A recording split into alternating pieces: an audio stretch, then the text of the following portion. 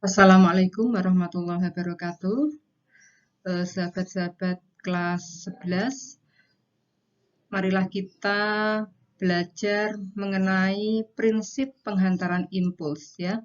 Jadi ini merupakan materi biologi kelas 11 semester genap. Prinsip penghantaran impuls. Penghantaran impuls melalui neuron. Hal ini terjadi karena adanya perbedaan muatan listrik bagian luar dan bagian dalam membran serabut saraf. Pada bagian istirahat, pada waktu istirahat disebut dengan keadaan polarisasi. Bagian luar membran serabut saraf bermuatan listrik positif dan bagian dalam membran serabut saraf bermuatan listrik negatif. Pada saat ketika menerima impuls disebut dengan keadaan depolarisasi. Bagian luar membran serabut saraf bermuatan listrik negatif dan bagian dalam membran serabut saraf bermuatan listrik positif. Setelah menerima impuls selesai, ini dinamakan keadaan repolarisasi, yaitu bagian luar membran serabut saraf bermuatan listrik positif dan bagian dalam membran serabut saraf bermuatan listrik negatif.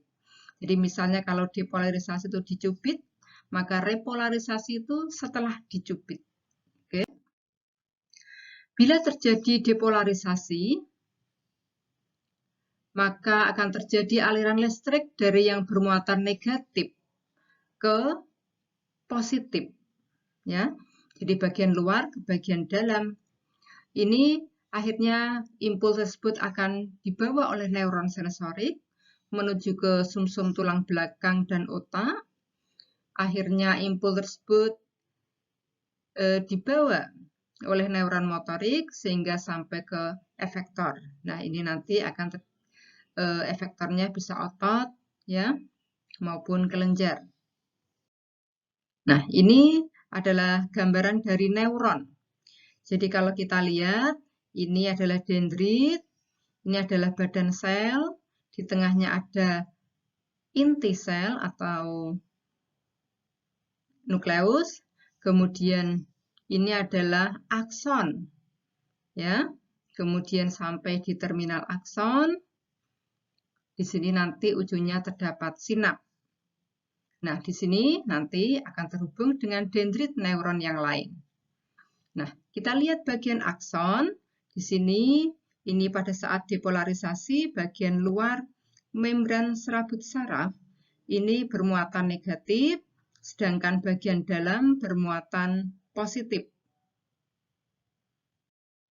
Nah, kita lihat di sini polarisasi. Jadi ini adalah gambaran dari akson atau neurit. Pada saat polarisasi itu pada saat istirahat, ya. Jadi tidak ada impuls atau tidak ada rangsang.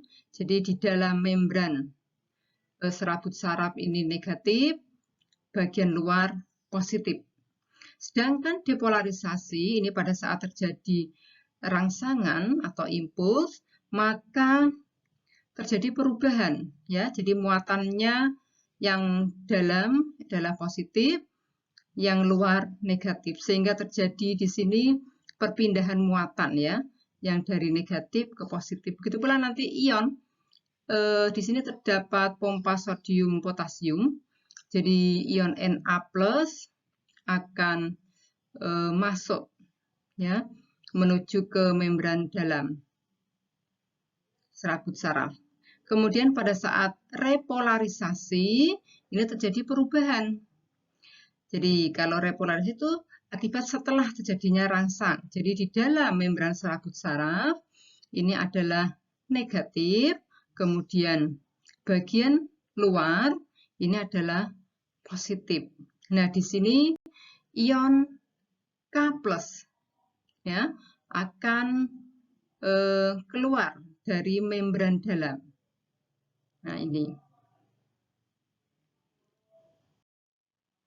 Jadi polarisasi itu tidak ada rangsang atau pada waktu istirahat, depolarisasi akson dilewati rangsang. Nah, ion Na masuk ke membran dalam. namun repolarisasi akson setelah dilewati oleh rangsang, jadi ion K+ keluar dari membran dalam. Nah, ini penjelasannya. Sekarang yang kedua, penghantaran impuls melalui sinapsis. Impuls sampai di membran prasinap, maka vesikel menuju ke prasinapsis karena pengaruh ion Ca yang masuk ke bonggol sinap. Nah, jadi Ca di sini akan mempengaruhi vesikel ya untuk melepaskan neurotransmitter. Jadi neurotransmitter ini berfungsi untuk menghantarkan impuls ke ujung dendrit neuron berikutnya. Nah, macam neurotransmitter ini ada asetilkolin, jadi terdapat pada sinapsis dan seluruh tubuh, noradrenalin terdapat pada saraf simpatetik, serotonin maupun dopamin. Jadi neurotransmitter itu menerima impuls yang berdifusi melewati celah sinap. Neurotransmitter berikatan dengan protein khusus reseptor dan membran pasca sinapsis. Ikatan neurotransmitter dengan reseptor mengakibatkan impuls diteruskan ke serabut saraf yang lain. Jadi melewati dendrit ya. Jadi ini berada pada dendrit. Nanti akan saya bahas dengan gambar.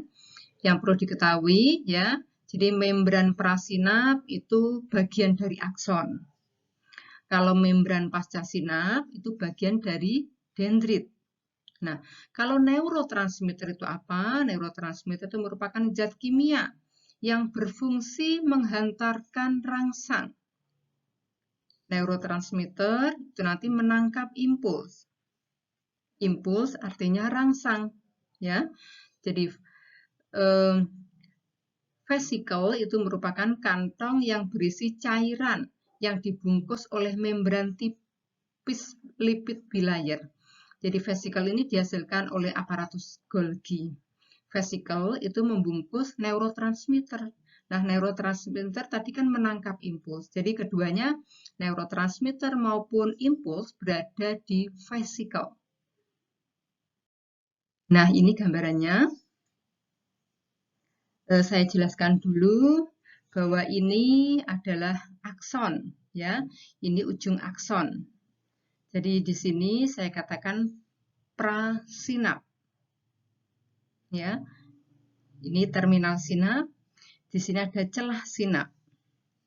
Nah, ini adalah celah sinap. Jadi ini adalah akson, ini ada celah sinap. Kalau ini adalah possinap. Jadi kalau possinap ini berarti dendrit. Ya. Jadi ini saya gambarkan akson, ini ada terminal akson, ada sinap. Nah, setelah itu kan ada dendrit neuron yang lain. Nah, oke, ini adalah dendrit neuron yang lain. Ini adalah reseptor yang terdiri dari protein integral, ya, yang nantinya akan berikatan dengan neurotransmitter.